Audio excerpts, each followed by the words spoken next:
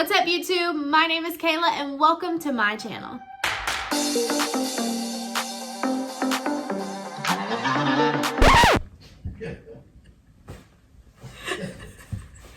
Okay.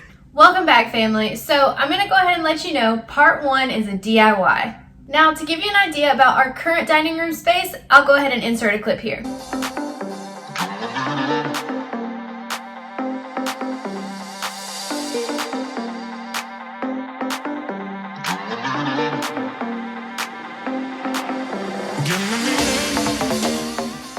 And also for context, we have a huge open floor plan on our main level. So when you reach the top of our steps from the main entry, you will see the dining room, the kitchen, and the living room. So even though this particular series is specifically about our dining room, I hope that you'll come back and check out what we do in the living room and kitchen as well. This first project was inspired by some of those high-end Credenzas that I'm sure you've seen around. If you haven't, here's a few with the prices. Bruh. So we went a different route. So stick around till the end to see the finished product. And before you go, I'm gonna need a like and subscribe. Now, as long as you have a home improvement store, an IKEA, and a few spare days, I promise to save you some money. Let's go.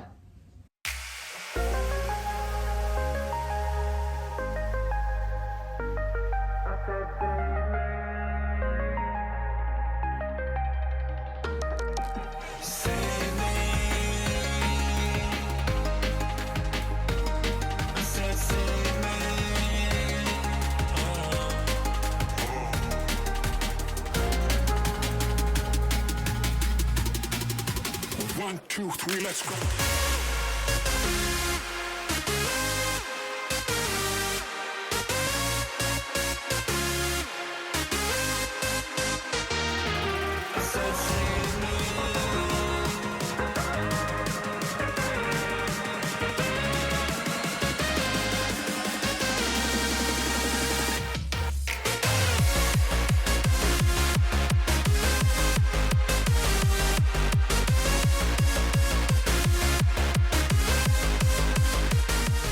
So once my shelf was painted and had legs on it, it was time to build out my cabinet doors.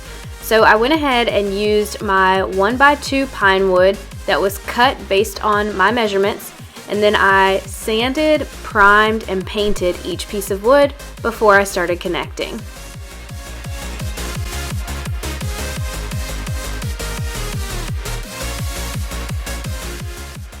This next hack has saved me tons of time when painting. Just grab some cup hooks and a small drill bit.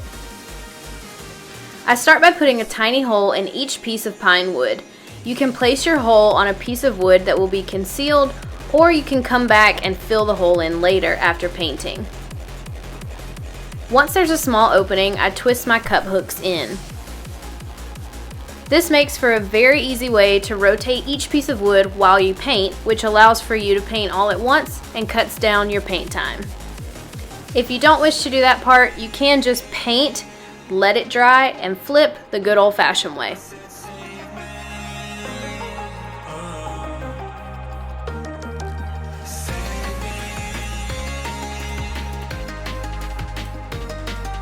I laid out each piece of wood and used 4 flat corner braces to connect each corner.